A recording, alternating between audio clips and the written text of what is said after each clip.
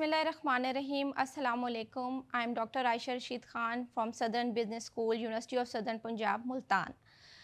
Today we are going to discuss strategic issues in human resource management, chapter 2, the concept of strategy.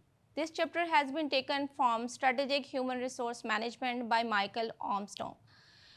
Let's discuss the introduction. In our last lecture, we explored how human resource management forms the foundation of organizational success by managing people strategically.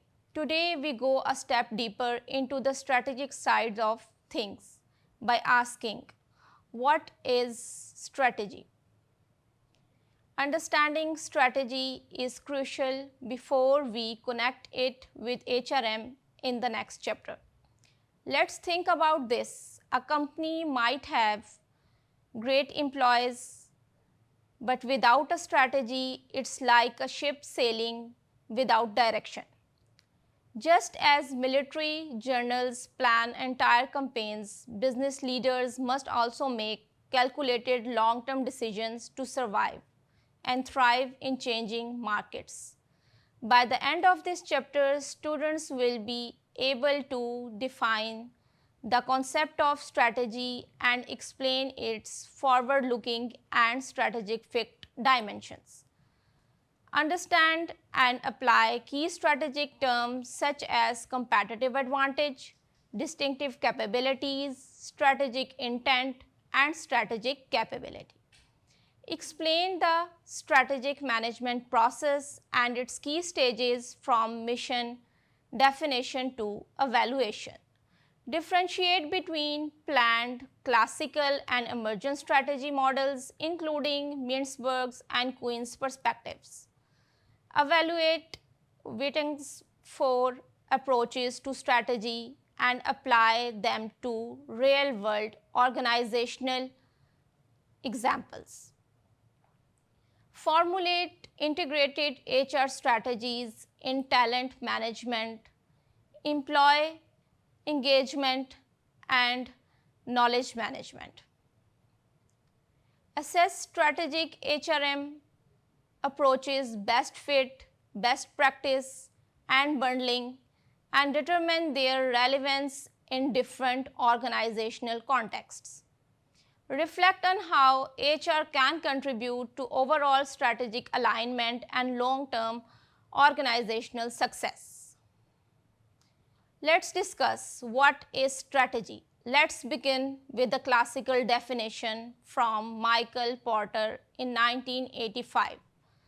Strategy is about creating value for customers in a way that rivals cannot easily replicate. In business, strategy has two main meanings. First, strategy is forward-looking. It answers two critical questions. Where do we want to go?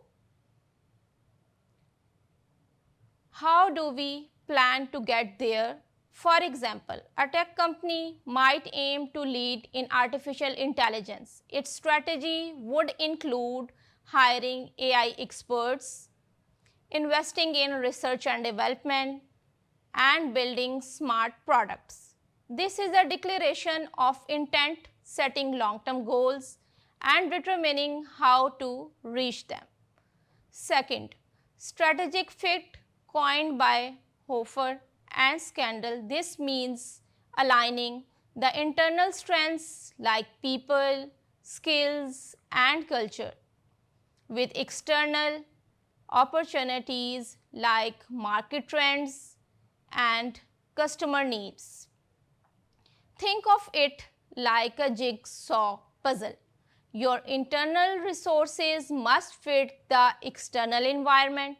Real-world examples: imagine Telenor Pakistan with growing internet usage. Their strategy has shifted toward digital transformation, developing apps, smart data services, and e-commerce support.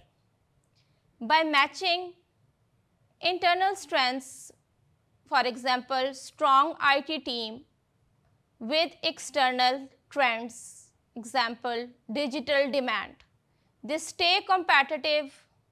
Let's ask a question from the students. In your opinion, which local company shows clear strategic intent? And suppose let's hear a few responses. Number 1, Angro, focus on sustainability and agricultural innovation. Number 2, Kareem, build a strategy to localize global ride sharing in South Asia. Number 3 is Nishat Mill's diversified strategy from textiles to energy and finance. The key concept of strategy. Now let's break down the most important strategic terms you must know as future HR and business leaders. Number 1 is competitive advantage. Porter 1985 means doing something better than competitors. Can be through cost leadership, differentiation, or focus. For example, Khadi competes through style, differentiation. Its fashion is culturally resonant and trend forward, not just affordable. Number 2 point is distinctive capabilities by K 1999. These are the unique strengths that are hard to copy, not easily available in the market. Think of them as your company's secret sauce, whether that's amazing customer service, patented technology, or strong brand culture. According to Barney, 4 qualities define as distinctive capability. Number 1, valuable. Number 2, rare. Number 3, inimitable. Number 4, non-substitutable. For example, Google's innovation culture or Apple's product design excellence. Both are hard to copy. Number 3 point is strategic intent. Hamel and Fremelt in 1989. It's the vision of where an organization wants to be, plus a roadmap to get there. The strategic intent sequence follows: number 1, vision; number 2, mission; number 3, strategic goals; number 4, strategic objectives. For example, by 2030, a Pakistani solar energy firm may declare, our mission is to light up to 10 million rural homes using affordable solar kits. This shows direction and ambition. And the number 4th point is strategic capability. This is the ability to create and implement strategies successfully. Strategic leaders think long term, allocate resources wisely, balance today's demands with tomorrow's vision. For example, a hospital might invest today in AI-based diagnostic tools, knowing they will be essential in 5 years. That's strategic capability in action. And the number 5th point is resource-based view, RBV. This view, proposed by Barney in 1991, argues that long-term success depends on unique internal resources like skilled employees, knowledge, culture, and technology. If these resources are not managed well, for example through HRM, strategy will fail. Let's ask the question from the students: which of these strategic terms do you think HR impacts the most?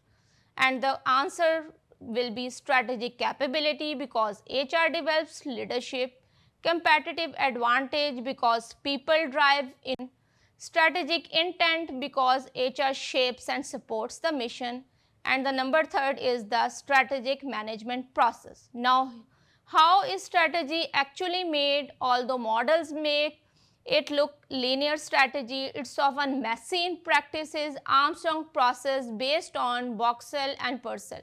Number 1 point is mission definition. Why do we exist?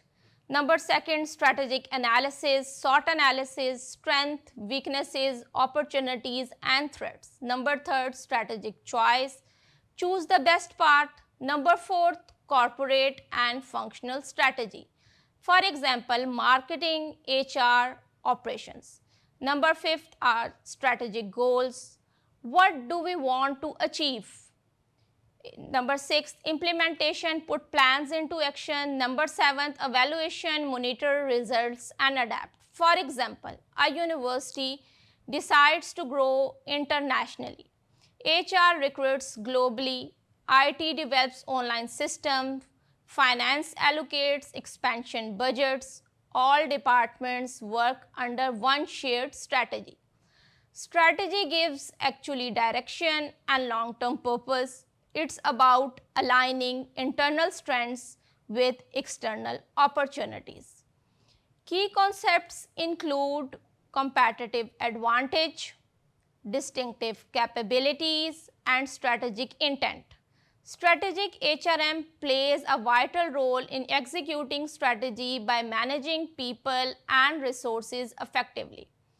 Evaluating strategic HR approaches best fit, best practice, bundling, goal, align HR strategy with organizational success by choosing the right approach for the right context. Number 1 is best fit approach, contingency approach, and the definition is the best fit approach argues that HR strategy should align with the organization's context, such as its culture, structure, business strategy, and external environment. For example, best fit models, life cycle model strategy, startups, growth maturity, business strategy, alignment, example, cost leadership versus differentiation, miles and snow model, defender, prospector, analyzer, advantage promotes contextual relevance, improves strategic alignment, enhances efficiency and competitiveness, and the limitations can be rigid in fast changing environment, complex to implement in dynamic or diverse organization, suitable for large corporations with clear business strategies. Organizations in stable industries or mature markets, for example, a cost leadership manufacturing firms aligns HR by using performance-based pay and strict job rules to maintain efficiency. Number 2, best practice approach. This approach suggests that there are universal HR practices that will lead to superior organizational performance regardless of context. Employee security, selective hiring, extensive training, employee involvement, performance-based rewards, and the advantages are simplicity and ease of adoption. Supported by empirical research, encourages high commitment HR system, and the limitations ignore contextual factors, may not work in non-Western cultures or resource-limited firms, suitable for organization with a strong performance-driven culture, firms aiming for HR transformation or global benchmarking. For example, Google applies best practice like autonomy, learning opportunities, and open communication to sustain innovation and engagement. Number 3 is bundling approach, configurational approach. Bundling refers to the process of combining interrelated HR practices that reinforce each other to create a synergistic effect on performance. For example, HR bundles high performance work system, talent acquisition, onboarding, career development, training plus performance appraisals plus rewards, and the advantages produces greater strategic impact through synergy, encourages systematic thinking, supports long-term performance, and the limitations are difficult to design and sustain, requires high HR capability and coordination, suitable for knowledge-based firms or high-growth startups. Organizations seeking strategic transformation, for example, a software company bundles flexible working, agile training, and team-based reward to enhance innovation and collaboration. And the conclusion is no one approach fits all. Context determines the most effective strategy. Often a hybrid model is used, combining best fit alignment with selected best practices. HR professionals must evaluate organizational needs, culture, and strategy before choosing or bundling approaches.